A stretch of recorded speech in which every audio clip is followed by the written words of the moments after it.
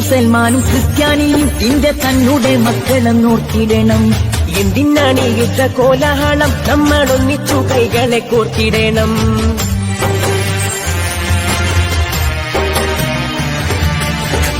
മുസൽമാനും ക്രിസ്ത്യാനിയും ഇന്ത്യ തന്നെ മക്കളെന്നോർത്തിടണം. എന്തിനാണ് യുദ്ധ കോലാഹലം, നമ്മളൊന്നിച്ചു കൈകളെ കോർത്തിടണം. ക്രിസ്തുവും കൃഷ്ണനും നബിയും പറഞ്ഞുള്ള സൗഹാർദ്ദ പാതയിൽ നീങ്ങിടണം. ക്രിസ്തുവും കൃഷ്ണനും നബിയും പറഞ്ഞുള്ള സൗഹാർദ്ദ പാതയിൽ നീങ്ങിടണം. അകവെടിയണം, കനലൊടുങ്ങണം, ഇനി സ്നേഹം നിറയണം. ഇതിഹാസ ഭാരതത്തിൽ സംസ്കാരം കാക്കണം.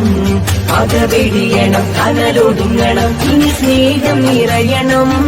ഇതിഹാസ ഭാരതത്തിൽ സംസ്കാരം കാക്കണം. ശരനിധിയിൽ നിന്നും അറിവിൻ മുത്തുകൾ പുസ്തകമെന്നൊരു ചങ്ങാതി ഉത്തമനായൊരു വഴി കാട്ടി. പുസ്തകമെന്നൊരു ചങ്ങാതി ഉത്തമനായൊരു വഴി കാട്ടി. അറിയുക നമ്മൾ ലോകത്തെ വായന എന്നൊരു കർമ്മത്താൽ. വായിച്ചങ്ങനെ വളരണം, നേടണമെന്നും വിജ്ഞാനം. വായിച്ചങ്ങനെ വളരണം, നേടണമെന്നും വിജ്ഞാനം. തുടങ്ങിയ പ്രഗത്ഭമായ പുസ്തകങ്ങൾ മാത്രമേ അന്ന് ഇറങ്ങുന്നുള്ളൂ. മറ്റു പുസ്തകങ്ങൾ ഇറങ്ങുന്നില്ല. ഇതുപോലെ ഇന്നത്തെ കാലം പോലെ അല്ല. പുതിയ പുസ്തകങ്ങൾ ഉണ്ടാവാറേയില്ല. പഴയ പുസ്തകങ്ങൾ ആണെങ്കിൽ ഇന്നത്തെ ബാങ്കിങ്ങുമല്ല, സ്വയം ബാങ്കിങ് ചെയ്യാൻ പൈസ വേണ്ട. ആ പൈസ നമ്മൾ ലൈബ്രറിക്ക് ഇല്ല.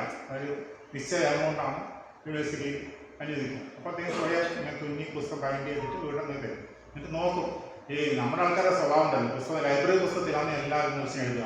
ഇന്നത്തെ പോലെ സൂക്ഷിക്കുന്നതിന് കുറവ്. അപ്പോൾ ലൈബ്രറി വായിക്കാത്തവർക്ക് കൊടുക്കുന്നതിന് താല്പര്യമില്ല. അപ്പോൾ മാണിക്യ സാറിനെ ഞങ്ങൾ വളരെ ഇഷ്ടപ്പെട്ട എന്തും സ്നേഹം പുസ്തകത്തിന് ഞങ്ങളങ്ങനെയാണ് ട്യൂഷൻ ചെയ്യുന്നത്. പക്ഷെ മാഷത്തെ കുട്ടികളുടെ പുസ്തകം വായിക്കുന്നത് ഇഷ്ടമാണ്. പുസ്തകങ്ങളോട് ശരിക്കറിയാം. ആ ലൈബ്രറിയുടെ പല എല്ലാ പുസ്തകങ്ങളും വായിച്ച ഒരാളായിരിക്കും മാണിക്യ സാർ. അപ്പം മാണിക്യ സാറിൻ്റെ മക്കൾ ആ നിലയ്ക്ക് അന്ന് പഠിക്കുന്ന കാലത്തൊക്കെ മുഴുക്കന്മാരൊന്നുമല്ല. പക്ഷെ കാസർഗോഡ് ഗവൺമെൻറ് കോളേജിൽ പഠിച്ച അവർക്കെല്ലാം മാണിക്യ സാറിനെ കുറിച്ച് അറിയാം. ജിജിൻ്റെ മൂത്ത സഹോദരൻ ചേച്ചി പാട്ടുകാരനെ ദത്ത എൻ്റെ ക്ലാസ്മേറ്റ് ആയിരുന്നു. അതെ, ഞങ്ങളുടെ ക്ലാസ്മേറ്റ് ആയിരുന്നു. അപ്പോൾ ഈ പുസ്തകത്തെക്കുറിച്ച് പറയാൻ അവതരിപ്പിക്കുന്നത് വിനോദ് മാറ്റുകാരുടെയാണ്. വിനോദ് മാറ്റുകാരുടെ സഹർഷം സ്വാഗതം ചെയ്യുന്നു. അതുപോലെ ഇന്ന് ഇവിടെ എത്തിക്കുന്ന എല്ലാവരെയും കവിത മാഷ്, ഗോവിന്ദ മാഷ്, തിരുവത്ത്, രവീന്ദ്രൻ പാടി, അങ്ങനെ ജിജിൻ്റെ കുടുംബങ്ങൾ എല്ലാവരെയും സ്വാഗതം ചെയ്തുകൊണ്ട് ബാലകൃഷ്ണ മാഷ് ഇതിൻ്റെ അധ്യക്ഷ വഹിക്കാൻ ശ്രമിക്കുന്നു. അപ്പം പുസ്തകങ്ങളെ സ്നേഹിക്കുന്ന മനുഷ്യൻ്റെ മകനാണ് ജിജി. ഇതിൽ ഈ പുസ്തകത്തിൽ തന്നെ അഗ്നിപഥത്തിലെ പുസ്തകത്തിൽ അഗ്നിപഥത്തിൽ പേര് നമുക്കൊന്നും പട്ടാളത്തിൽ തന്നെ ആയിരിക്കുന്നില്ല ചിന്ത വന്നു അഗ്നിപഥത്തിൽ. പക്ഷെ വായിക്കുമ്പോൾ പറയാം അദ്ദേഹത്തിൻ്റെ ഉള്ളിൽ തീവ്രമായ ഓരോ പ്രശ്നങ്ങൾ 100 കവിതയുടെ പുസ്തകത്തിൽ തീവ്രമായി പറയാൻ പറ്റാത്ത, പുറത്ത് പറയാൻ പറ്റാത്ത കാര്യങ്ങളെല്ലാം കവിതയിൽ വന്നാൽ അങ്ങനെയാണ് ഏർപ്പെടുന്നുണ്ടാവുക. നമുക്ക് പുറത്ത് പറയാൻ പറ്റില്ല, കവിതയിൽ നിന്ന് പറയാം. ആ രീതിയിൽ നോവൽ എഴുതുന്ന പോലെയല്ല കവിത, അതിന് ചില സ്വാതന്ത്ര്യമുണ്ട്. ആ രീതിയിലാണ് ഇതെല്ലാം എഴുതിയിരിക്കുന്നത്. അദ്ദേഹത്തിൻ്റെ പ്രതിഷേധം മുഴുവൻ എന്താണ് മനുഷ്യൻ ജീവിതത്തിൻ്റെ ഭാഗമായി അനുഭവിച്ച ഇച്ഛാഭംഗികളും സുഖങ്ങളും ദുഃഖങ്ങളും ഒക്കെ പറയുന്നത് വലിയ വാക്യങ്ങളില്ലാതെ ചുരുക്കി പറയുന്നതാണ് അദ്ദേഹത്തിൻ്റെ ശൈലി എന്ന് ഇതിൽ പുസ്തകം വായിച്ച എല്ലാവർക്കും അറിയാം. ആത്മവിശ്വാസമുള്ള ആമകളാകുന്നതാണ് നമുക്ക് എല്ലാവർക്കും നല്ലത്. അമിതവിശ്വാസമുള്ള മൊയിലിനേക്കാളും വലിയൊരു യോഗ തത്വം ആണ് ഇതിൽ നമ്മളോട് പറയുന്നത്. അപ്പോൾ പറയാവുന്നതിന് അവസാനം പറയാം. ഏതായാലും ഈ പുസ്തകത്തെ കുറിച്ച് ചർച്ച ചെയ്യുന്ന വിനോദ് കുമാർ മാഷ തുടങ്ങിയവർക്കും അദ്ദേഹത്തെ ഞാൻ സ്നേഹപൂർവ്വം ക്ഷണിക്കുന്നു. അഗ്നിപഥ് എന്നുള്ള കവിതാ സമാഹാരത്തിൻ്റെ ചർച്ചയ്ക്ക് അദ്ദേഹം എന്നെ അവതരിപ്പിക്കാൻ സംഘാടകരോട് നിർദ്ദേശിക്കാൻ സന്മനസ് കാണിച്ചത് പൂർണ്ണമായും നരച്ച തലമുടിയും താടി. അദ്ദേഹം ഈ പുസ്തകത്തിൽ പറഞ്ഞതുപോലെ ഭീഷ്മാചാര്യന്മാരെ ആയ നാരായണൻ പെരിയ എന്നാണ് ജഡ്ജിൽ അദ്ദേഹത്തിൻ്റെ ആമുഖത്തിൽ പറയുന്നത്. അപ്പോൾ നാരായണൻ പെരിയ മാഷിനെ അതുപോലെ പൂർണ്ണമായും തലനിറച്ചിട്ടുള്ള ആ ഒരു പാണ്ഡിത്യത്തിൻ്റെയും പക്വതയുടെയും ഒരു ഋഷിയെ പോലെ തോന്നിപ്പിക്കുന്ന ഒരു ഇമേജ് നമ്മൾ മനസ്സിലാക്കാൻ മുമ്പാകെ വരുന്നുണ്ട്. ജഡ്ജിനെ കുറിച്ച് പറയുമ്പോൾ വളരെ ഇഷ്ടമായിട്ട് വളരെ ചടുലമായി വരികയും പോവുകയും കവിയരങ്ങൾ ഉൾപ്പെടെ അദ്ദേഹം വന്നിരിക്കും, MP ജഡ്ജിനെ വിളിക്കും, ഓടി വരും, കവിത ചൊല്ലും, പോയി. ഏറ്റവും മിനിമം സമയം കവിത ചൊല്ലിക്കൊണ്ട് ആ സോദരി ആരും ബോറടിക്കാതെ വരൂപ്പിള്ളിയുടെ പോലെയുള്ള കാച്ചിക്കൊടുക്കിയ കവിത അവതരിപ്പിച്ചുകൊണ്ട് കവിയരങ്ങളെ എപ്പോഴും പുഷ്കലമാക്കിക്കൊണ്ടിരിക്കുന്ന MP ജഡ്ജി അദ്ദേഹത്തിൻ്റെ രണ്ടാമത്തെ പുസ്തകമാണ് ഇറങ്ങിയിരിക്കുന്നത്. ഖേദക്കുറിപ്പുകൾ, എൻ്റെ ഖേദക്കുറിപ്പുകൾ എന്ന പുസ്തകം 2004 ഇറങ്ങി, രണ്ടാമത്തെ പതിപ്പ് വാങ്ങി. അഗ്നിപഥനെ വളരെ മികച്ച പ്രാക്സിസിൽ നിന്നുള്ള വളരെ മികച്ച പുസ്തകമായിട്ട് ഇറങ്ങുകയും ഇത് ഒട്ടേറെ പ്രമുഖ ഈ പുസ്തകത്തെ പല നിലയ്ക്ക് പ്രകടിപ്പിക്കുകയും ചെയ്തിട്ടുണ്ട്. പ്രത്യേകിച്ച് കാസർഗോഡിൻ്റെ അതിനായിട്ടുള്ള പ്രൊഫസർ M.A. റഹ്മാൻ മാഷ്, അഡ്വക്കേറ്റ് രാധാകൃഷ്ണപിള്ള മാത്രം ജീവിക്കുമെന്ന് വൈദ്യശാസ്ത്രം വിധിയെഴുതിയ ഒരാൾ അതിലൊക്കെ പരിഹസിച്ചുകൊണ്ട് ജീവിതത്തെ വെല്ലുവിളിച്ചുകൊണ്ട് വളരെ ചടുലമായി സഞ്ചരിക്കുന്നതിനും പ്രവർത്തിക്കുന്നതൊക്കെ എപ്പോഴും സാധിക്കുന്നുണ്ടെന്നുള്ളത് അദ്ദേഹത്തിൻ്റെ ഒരു ഊർജ്ജത്തിൻ്റെ അദ്ദേഹത്തിൻ്റെ വലിയ അനുഗ്രഹമായിട്ട് എനിക്ക് തോന്നിയത്.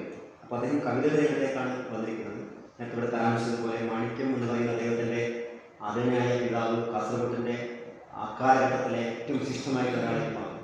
നേരത്തെ പറഞ്ഞ പോലെ അദ്ദേഹം പുസ്തകങ്ങളെ മക്കളെ പോലെ സ്നേഹിച്ചിരുന്ന ഒരാളുടെ മകനാണ് MP ജഡ്ജി.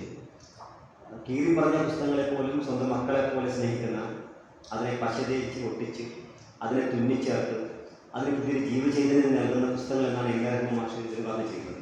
അങ്ങനെയുള്ള പുസ്തകങ്ങളെ ആ പുസ്തകങ്ങൾ ഒട്ടിക്കാനുള്ള പശ പോലും കോളേജ് അദ്ദേഹത്തിൻ്റെ സുഹൃത്തുക്കളും അദ്ദേഹത്തിൻ്റെ വിദ്യാർത്ഥികളാണ് നൽകുന്നത്. പ്രത്യേകിച്ച് M.A. റഹ്മാൻ മാഷ് ഉദ്ദേശിക്കുന്നത് കാസർഗോട്ടെ കശുമാവിൻ തോട്ടത്തിൽ നിന്ന് കശുമാവിൻ്റെ പ്രത്യേക സമയത്ത് അതിലധികമുള്ള പശകൾ പുറത്തേക്ക് വരും. ആ പശയിലും പ്ലാസ്റ്റിക്കിൻ്റെ കവറിലാക്കി കുട്ടികൾ കോളേജിലേക്ക് വരും, അദ്ദേഹത്തിന് നൽകും. അത് അദ്ദേഹം സംസ്കരിച്ച് അതിനെടുത്ത് വെയിലത്ത് വെച്ച് അങ്ങനെ പ്രകൃതിദത്തമായ പശ ഉപയോഗിച്ചുകൊണ്ട് പുസ്തകങ്ങൾ ഒട്ടിക്കുകയും പുസ്തകങ്ങൾ സൂക്ഷിക്കുകയും ദിവസം 1, 2, 3 മണിക്കൂറുകൾ വായിക്കുകയും ചെയ്ത രീതിയിൽ അദ്ദേഹത്തിന് പരിചയപ്പെട്ടവരിൽ അക്കാലഘട്ടങ്ങളിൽ കോളേജിൽ പഠിച്ചവർ, ഞാൻ കാസർഗോഡ് കോളേജിൽ പഠിക്കുമ്പോഴേക്കും അദ്ദേഹം വിരമിച്ചു പോയി. അപ്പോൾ ഇരിക്കുന്ന ആൾക്കാരൊക്കെ അദ്ദേഹത്തിൻ്റെ സാമീപ്യം, അദ്ദേഹത്തിൻ്റെ സൗഹൃദം അനുഭവിക്കാൻ ഭാഗ്യമുള്ളവരാണ്. അപ്പോൾ അത്ര ആൾക്കാർ അങ്ങനെയുള്ളൊരു മാണിക്യം എന്ന് പറയുന്ന വളരെ വേറിട്ട ഒരു പുസ്തക സ്നേഹിയുടെ, അക്ഷര സ്നേഹിയുടെ, അദ്ദേഹത്തിൻ്റെ പിതൃത്വത്തിൽ വളർന്നു വന്നിട്ടുള്ള ഒരാളെന്ന രീതിയിൽ MP ജഡ്ജിയിൽ അങ്ങനത്തെ ഒരു ആംബിയൻസ് ചെറുപ്പത്തിലേക്ക് കിട്ടിയിട്ടുണ്ട്. മാധവിക്കുട്ടിക്ക് എങ്ങനെയാണ് ഇത്തരത്തിലൊരു സാഹിത്യ ലോകത്തിലൊരു ആംബിയൻസ് കിട്ടിയെന്ന് ചോദിച്ചാൽ നാൽപ്പാട്ട് തറവാടിലേക്കും അതുപോലെ മഹാകവിയത്രയായിട്ടുള്ള ബാലാമണിയമ്മയുടെ ശിക്ഷണത്തിലൂടെ അങ്ങനെ എപ്പോൾ നോക്കിക്കഴിഞ്ഞാൽ മഹാകവികൾ വരും പോവും, എഴുത്തുകാർ വരും പോവും, ഇഷ്ടംപോലെ പുസ്തകങ്ങൾ, എല്ലാ സൗകര്യങ്ങളും തറവാട്ടിൽ വളർന്നു വരുന്നൊരു പെൺകുട്ടിക്ക് ആ ഗ്രാമത്തിലെ തുമ്പയും പൂമ്പാറ്റയും തുമ്പിയും കുളവും ഒക്കെ തന്നെ കണ്ടുകൊണ്ടിരിക്കുന്ന ഒരു പെൺകുട്ടിയെ കൂടുതൽ പുഷ്കരമാക്കി എനിക്ക് തോന്നുന്നു. അവരുമായി വലിയൊരു പ്രായ വ്യത്യാസമുള്ള ഈ മേഖലയിൽ ഒരു ബന്ധമില്ലാത്ത ഒരാളൊന്നും കല്യാണം കഴിക്കുകയും കൽക്കട്ടയിലേക്ക് കൊണ്ടുപോയി ഒരു ഫ്ലാറ്റിൽ താമസിക്കുകയും ചെയ്തപ്പോൾ അതിലുണ്ടായിട്ടുള്ള അവരുടെ മനസ്സിലുണ്ടായിട്ടുള്ള വലിയൊരു ഷോക്ക്, ഒരു ആഘാതമാണ് അവരുടെ പ്രതിഭ യഥാർത്ഥത്തിൽ പുറത്തുള്ളത്. അതിനാണ് അവർ കമലാശ്രീയായിട്ടും അവർ കമലാദാസായിട്ടും മാധവിക്കുട്ടിയൊക്കെ ഒരുപക്ഷെ മാറിയിട്ടുണ്ടാവുക. അങ്ങനെ ജിൽജിൻ്റെ ചെറുപ്പകാലത്ത് തന്നെ പുസ്തകങ്ങളെല്ലാം അന്വേഷിച്ചു. ഞാൻ ഓർമ്മിക്കുകയാണ്, ഞാൻ ഹൈസ്കൂൾ ക്ലാസ്സിൽ പഠിക്കുന്ന സമയത്ത് കബീർ മാഷായിരുന്നു എൻ്റെ 9ാം ക്ലാസ്സിലും 10ാം ക്ലാസ്സിൻ്റെ ഗുരുനാഥ്.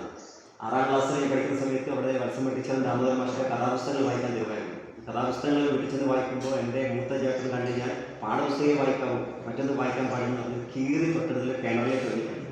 ഞാൻ വേഗം ചേർത്തിട്ട് അതിനെ തൂക്കിയെടുത്തിട്ട് ഇവിടെ ഒട്ടിച്ചിട്ട് വത്സം പിടിച്ച ചരിത്രം ഞാൻ ഓർമ്മിക്കുകയാണ്. അപ്പോൾ ആ ചെറിയ പ്രായത്തിൽ അതൊന്നും വായിക്കാൻ പാടില്ല എന്നായിരുന്നു എൻ്റെ രക്ഷാകർത്താക്കളാകാത്ത നിലപാടില്ല. എന്നിട്ടും അതിലേക്ക് നമ്മൾ അതിജീവിക്കാൻ ശ്രമിച്ചു. പക്ഷേ ജഡ്ജിന് അങ്ങനെയല്ല, എല്ലാ സൗകര്യങ്ങളും ആ സമയത്തുണ്ടായിരുന്നു. പക്ഷെ അതിൻ്റെ വ്യക്തിജീവിതം പരിശോധിച്ച് നോക്കുകയാണെങ്കിൽ അദ്ദേഹം ജീവിച്ചിരിക്കുന്നതിൻ്റെ വൈദ്യശാസ്ത്രത്തിൻ്റെ ഒരു അത്ഭുതമാണ്. അദ്ദേഹത്തിന് ജോലി ലഭിച്ചു. ജോലിയുടെ സ്വന്തം അതിനേക്കാൾ വലിയ പട്ടാളത്തിലുള്ള ജോലിയാണ്. ആ ജോലിയിൽ നിന്നുകൊണ്ടാണ് അദ്ദേഹം ഈ രചനയിൽ വളരെ കാച്ചിക്കുറുക്കിയ കവിതകളാണ് അദ്ദേഹത്തിൻ്റെ 100 കവിതകളാണ് ഈ അഗ്നിപഥ പുസ്തകത്തിൽ ഉൾപ്പെടുത്തിയിരുന്നത്. ഇത് ഡോക്ടർ ഷീജ KP എന്ന് പറഞ്ഞ നെഹ്റു കോളേജിലെ പ്രൊഫസറായിട്ടുള്ള ടീച്ചർ നിരീക്ഷിക്കുന്നത് 50ഓളം കവിതകൾ വൃദ്ധരെക്കുറിച്ചുള്ള ഒരു പരാമർശമുണ്ട്. അത് വാർദ്ധക്യം എന്ന് പറഞ്ഞാൽ കേവലമായിട്ടൊരു വാർദ്ധക്യം മാത്രമായിരിക്കണമെന്നില്ല. എന്തുകൊണ്ടാണ് 100 കവിതകൾ 50 കവിതയിലും വാർദ്ധക്യത്തിൻ്റെ എങ്ങനെയാണ് ഒരു ചെറുപ്പക്കാരനെ ആസ്വദിക്കാനും കത്തിയിടാനും മൂഹം വാങ്ങാനും കൊത്തിക്കാനും ആണെന്നുള്ളത് സമൂഹം ചോദിച്ച വലിയൊരു ചോദ്യമാണ്. അപ്പോൾ അത്തരമൊരു സാഹചര്യത്തിൽ പ്രണയത്തെ ഇത്തരം കാര്യങ്ങൾക്ക് ഉപയോഗിക്കുന്നതിനെതിരെയുള്ള ഒരു തൻ്റെതായിട്ടുള്ള പ്രതിഷേധം തൻ്റെ വാക്കുകളിലൂടെ കവിയെ അവതരിപ്പിക്കുകയാണ്. അതുപോലെ തന്നെ ഇദ്ദേഹത്തിൻ്റെ കവിതകളെല്ലാം തന്നെ കാലത്തിൻ്റെ എന്നാണ് ഇദ്ദേഹത്തിൻ്റെ ബോധ്യങ്ങൾ, MP ജഡ്ജിൻ്റെ ബോധ്യങ്ങൾ അദ്ദേഹത്തിൻ്റെ പഴഞ്ചൊല്ല് പോലെ പലരും നിരീക്ഷിക്കുന്നത്. പ്രത്യേകിച്ച് ഷീജ ടീച്ചർ നിരീക്ഷിച്ചിരിക്കുന്നത് അഗ്നിപഥിൽ പഴഞ്ചൊല്ലിൻ്റെ മുറുക്കമുള്ള ഒരു കവിത എന്നാണ്. പഴഞ്ചൊല്ലിൻ്റെ മുറുക്കം ഇതിലും ആദ്യം മുതൽ അവസാനം വരെ കാണും. പക്ഷേ കുഞ്ഞുണ്ണി മാഷ് എഴുതുന്നത് പോലെ അതിന് മറ്റു പല നമ്മുടെ പഴയ കവികളൊക്കെ എഴുതിയ പോലെയുള്ള ഒരു ധാരാളിത്തം തീരെ എങ്ങുമില്ല. ചില എല്ലാ വരികളും വളരെ മികച്ച വരികളാണെന്ന് പറയാൻ സാധിക്കില്ലെങ്കിലും അദ്ദേഹം എഴുതിയ വരികളൊക്കെ തന്നെ ഒരു മുറുക്കം എടുക്കുക. ആ മുറുക്കമാണ് ആ കവിതയെ കൂടുതൽ ശക്തി നൽകുന്നതും ആ കവിതയെ സ്ഥായിയായി നിലനിൽക്കുന്നതും അത് ആൾക്കാരെ വായിക്കാൻ പ്രേരിപ്പിക്കുന്നതെന്നാണ് എനിക്ക് തോന്നുന്നത്. ഇത് തെരഞ്ഞെടുപ്പ് രൂപഭാവവുമെല്ലാം സാധാരണക്കാർക്ക് ഇടപെടാൻ പറ്റുന്ന ഒന്നാണ് എന്ന് തിരിച്ചറിഞ്ഞിട്ടേയില്ല. പറഞ്ഞതുപോലെ ഒരു ഹിന്ദി നടന്റെ വേഷഭൂഷയും സത്യത്തിൽ ഞാൻ ഒരു കന്നഡ ഭാഷ കാരനാണ്. ഈ ധാരണകളെല്ലാം മാറ്റിക്കൊണ്ട് ഈ പുസ്തകം എന്നെ അദ്ദേഹത്തെ നേരിട്ട് അടുപ്പിച്ചു കഴിഞ്ഞു. നമ്മളെല്ലാം കരുതുന്നത് പോലെ സമൂഹത്തിലുള്ള ശരിയല്ലാത്ത പ്രവണതകളെ ഇത്രയും ശക്തമായി നമ്മുടെ മനസ്സിലുള്ള വികാരം അതേപടി എടുത്ത് പ്രയോഗിച്ച് കവിതയിൽ എത്തിക്കുക എന്ന് പറയുന്നത് സ്വാഭാവികം നമ്മൾ സമാന മനസ്കരാണ് എന്നതിലേക്കാണ് ഈ കവിത. എന്നെ മാത്രമല്ല ഈ കവിത വായിക്കുന്ന എല്ലാവരെയും കൊണ്ടെത്തിക്കുക എന്നാണ് എനിക്ക് തോന്നുന്നത്. ഇതിന്റെ ആമുഖത്തിൽ പറഞ്ഞിരിക്കുന്നത് അദ്ദേഹത്തെ കുറിച്ചല്ല, അദ്ദേഹത്തിന്റെ അച്ഛനെ കുറിച്ചാണ്. പാഠശാലയിൽ നിന്ന് ഇങ്ങോട്ട് വരാൻ നിർബന്ധിക്കപ്പെട്ട അദ്ദേഹം ഇവിടെ ഒരു പുതിയ ജീവിതം വേര് പിടിപ്പിക്കുകയാണ് ചെയ്തത്. അത് നന്നായി വേര് പിടിച്ച് പടർന്ന് പന്തലിച്ചു. അദ്ദേഹത്തിന്റെ മക്കളുടെ പേരിനെ കുറിച്ച് പലപ്പോഴും പത്രവാർത്തകൾ വന്നിട്ടുണ്ട്. സമീപത്തെ കുറിച്ച് കവി ഉൾപ്പെടുകയാണ്. ഇന്റർനെറ്റിന്റെ വേഗത എന്ന് പറഞ്ഞാൽ അവരുടെ ഹൃദയങ്ങൾ ആകെ തകർന്നുമായിട്ട് ശ്വാസമുട്ട് ചെക്ക് ബുക്ക് വേണമെങ്കിൽ നീ എടുത്തോ, ചെക്ക് ബുക്ക് വേണമെങ്കിൽ നീ എടുത്തോ, എന്റെ ഫേസ്ബുക്ക് മാത്രം മതിയായിരിക്കും. അതാ പുതിയ ഇതിലും ഒക്കെ അടിമപ്പെടുന്ന കുട്ടികളെ കുറിച്ചാണ്. ചില പെൺകുട്ടികളുടെ ശബ്ദത്തിൽ ഒരു ബോർഡുണ്ട്, ചെക്കന്മാർ ഫോൺ വിളിച്ച് തകർത്ത ജീവിതം എന്ന് പറഞ്ഞു. ഇങ്ങനെ ഓരോ വിഷയത്തെ കുറിച്ചും ഞാൻ എല്ലാം പറയുന്നില്ല. ഈ പരിസ്ഥിതിയുമായി ബന്ധപ്പെട്ട വിഷയത്തെ കുറിച്ച് കവി കൃത്യമായി നിലപാടുകൾ പറയുന്നുണ്ട്. ഉപയോഗമില്ല. വരുംകാല ലോകത്തെ കുറിച്ചാണ്. ചിലപ്പോൾ 10-20 വർഷം കഴിയുമ്പോൾ നമ്മുടെ ചിലപ്പോൾ 20 വർഷം കഴിയേണ്ടി വരില്ല. 10-20 വർഷം കഴിയുമ്പോൾ നമ്മുടെ നാട് എങ്ങനെയാവുന്നതിന്റെ മുൻകൂട്ടിയുള്ള ഒരു പ്രവചനം പോലെ ആണ് അദ്ദേഹം എഴുതുന്നത്. പൂർണ്ണമായി വായിക്കുന്നതിൽ 100ാം പേജിൽ തന്നെ അത് എഴുതാൻ പ്രത്യേക കാര്യമുണ്ടോ എന്ന് അറിയില്ല. 100ാം പേജ് വായനത് സാന്ദർഭികമായിട്ടാണോ അല്ല മനഃപൂർവ്വമാണോ അറിയില്ല. അതൊന്ന് വായിക്കണമെന്ന് തോന്നുന്നു. ഭൂമുഖങ്ങളിൽ വൃദ്ധരായവരാരുമില്ല, ഭൂമുഖങ്ങളിൽ വൃദ്ധരായവരാരുമില്ല. ചെറിയ റോബോട്ടുകൾ കവാത്തടിക്കുകയാണ്. ഇവിടെ ഭൂമുഖങ്ങളിൽ ചെറിയ റോബോട്ടുകൾ കവാത്തടിക്കുക. സാധാരണ വീടുകൾ കുഞ്ഞുങ്ങളാണ് ഭൂമുഖങ്ങൾ കാണുക. അതിന് പകരം ചെറിയ റോബോട്ടുകൾ കവാത്തടിക്കുകയാണ്. കുട്ടികൾ അവരുടെ മാളങ്ങളിലാണ്. വെറും മാളങ്ങളിലല്ല, കൂട്ടിന് അവർക്ക് മൊബൈലും ലാപ്പും. ഹിന്ദു മുസൽമാനും ക്രിസ്ത്യാനിയും ഇന്ത്യ തന്നുടെ മക്കളും നോക്കിയിടണം. എന്തിനാണ് ഈ യുദ്ധ കോലാഹലം? നമ്മൾ ഒന്നിച്ചു കൈകളെ കോർത്തിടണം.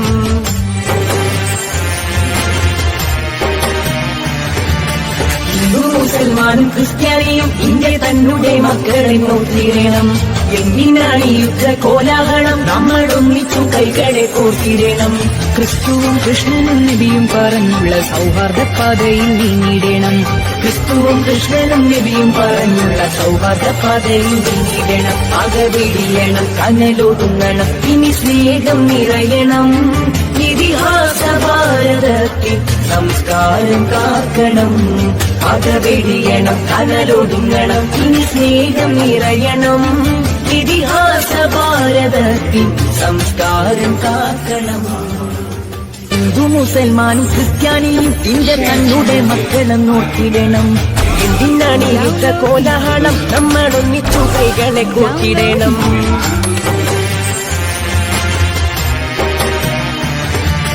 ഹിന്ദു മുസൽമാനും ക്രിസ്ത്യാനിയും ഇന്ത്യ തന്നുടെ മക്കളെ നോക്കിടണം. എന്തിനാണ് യുദ്ധ കോലാഹലം നമ്മൾ ഒന്നിച്ചു കൈകളെ കോർത്തിടണം ക്രിസ്തുവും കൃഷ്ണനും നബിയും പറഞ്ഞുള്ള സൗഹാർദ്ദ പാതയിൽ നീങ്ങിടണം ക്രിസ്തുവും കൃഷ്ണനും നബിയും പറഞ്ഞുള്ള സൗഹാർദ്ദ പാതയിൽ നീങ്ങിടണം അകവിടിയണം കനലൊതുങ്ങണം ഇനി സ്നേഹം നിറയണം ഇതിഹാസ ഭാരതത്തിൽ സംസ്കാരം കാക്കണം അകവിടിയണം കനലൊതുങ്ങണം ഇനി സ്നേഹം നിറയണം ഇതിഹാസ ഭാരതത്തിൽ സംസ്കാരം കാക്കണം ഹിന്ദു മുസൽമാനും ക്രിസ്ത്യാനിയും എന്റെ തന്നുടെ മക്കളും നോക്കിടണം എന്തിനാണ് ഈ യുദ്ധ കോലാഹലം നമ്മൾ ഒന്നിച്ചു കൈകളെ കോർത്തിടണം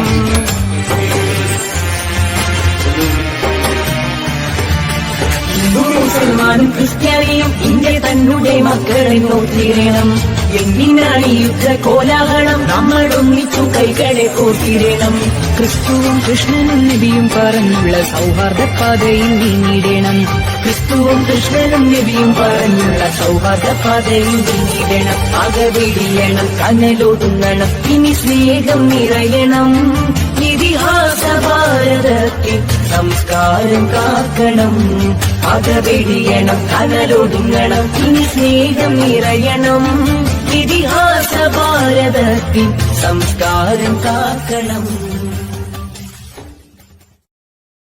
മറിയം ബോഡി ലോഷന് വെല്ലുന്ന ഒരു ലോഷൻ നമ്മുടെ കയ്യിൽ എത്തിയിട്ടുണ്ട്. അൽ ഫലാജ് ഇൻഡസ്ട്രി എന്നുള്ള ബ്രാൻഡിന്റെ മുസ്കാൻ എന്ന് പറഞ്ഞിട്ടുള്ള ഒരു ബോഡി ലോഷനാണ്. ഇതിന്റെ ബോക്സും കാര്യങ്ങളൊക്കെ ഇതാ ഈ രൂപത്തിലാണ്. നല്ലൊരു ഗിഫ്റ്റിംഗ് പ്രസന്റേഷനും കാര്യങ്ങളൊക്കെ കൊടുത്തിട്ടുണ്ട്. ഇവിടെ നല്ലൊരു മുസ്കാൻ എന്ന അറബിയിൽ കാലിഗ്രഫിയും കാര്യങ്ങളൊക്കെ കൊടുത്തിട്ടുണ്ട്. നല്ല ബ്യൂട്ടിഫുൾ ആയിട്ടുള്ള പ്രസന്റേഷൻ കേട്ടോ. ജസ്റ്റ് ഓപ്പൺ ചെയ്തുതരാം. ഈ രൂപത്തിലായിരിക്കും ഇതിന്റെ ഓപ്പണിങ്ങും പ്രസന്റേഷനും വരുന്നത്. ഇതാണ് മുസ്കാൻ എന്ന് പറഞ്ഞിട്ടുള്ള ബോഡി ലോഷൻ. എന്റെ മോനെ ഇതിന്റെ സ്മെല്ല് സ്നിഫ് ചെയ്യുന്ന വേണം, വേറെ ലെവൽ സ്മെല്ല്. കാരണം മറിയം ബോഡി ലോഷൻ വർഷങ്ങളായിട്ട് ഞാൻ യൂസ് ചെയ്തുകൊണ്ടിരിക്കുന്ന ഒരു ബോഡി ലോഷൻ ആയിരുന്നു. പക്ഷേ മുസ്കാൻ കിട്ടിയതിന് ശേഷം മറിയം ബോഡി ലോഷൻ ഒന്നുമല്ല ചെയ്യുന്ന ഓൾമോസ്റ്റ് ഒരു 99.9% പേരും ഈ ഒരു ഫ്രാഗ്രൻസ് ഇഷ്ടപ്പെടും. കാരണം നല്ലൊരു സ്വീറ്റ് ആയിട്ടുള്ള floral, fruity, vanilla, creamy, candy, milky സ്മെല്ലാണ് മുസ്കാനിൽ വരുന്നത്. വേറെ ലെവൽ സാധനം. ട്രൈ ചെയ്ത് നോക്കി, ഏതായാലും ഡിസപ്പോയിന്റഡ് ആവില്ല. മറിയത്തിനെ കാട്ടിയും അത്യാവശ്യം നല്ല ലാസ്റ്റിംഗ് കിട്ടുന്നുണ്ട്. ഇത് നിങ്ങൾ GCCയിലൊക്കെ കുളിച്ച് കഴിഞ്ഞ ശേഷം നെക്കിലൊക്കെ അപ്ലൈ ചെയ്യുന്നുണ്ട്. ക്ലോത്തും കാര്യങ്ങളൊക്കെ ഇട്ട് നിങ്ങൾ ഓഫീസിലൊക്കെ പോയി തിരിച്ചു വന്ന് നിങ്ങൾ ക്ലോത്ത് ചേഞ്ച് ചെയ്യുന്ന സമയത്തും ഈ ഒരു സ്മെല്ല് GCCയിൽ ഫീഡ്ബാക്ക് കിട്ടിയിട്ടുണ്ടെന്ന് അവർ പറഞ്ഞിട്ടുണ്ട്.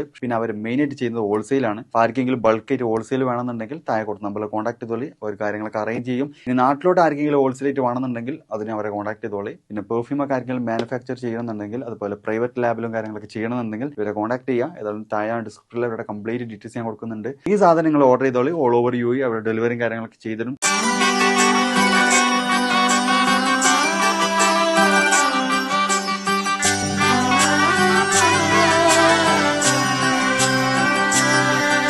ഇവളണിയും പൊന്നല്ലേ കനവുണരും ദിനമല്ലേ മുഞ്ചത്തി പെണ്ണിൻ നിൻ മനം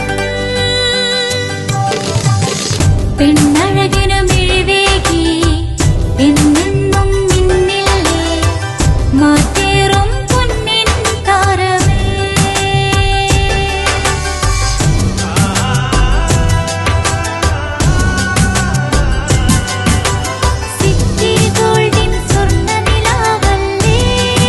City Gold and Diamonds, Kerala and Karnataka, the glow of purity.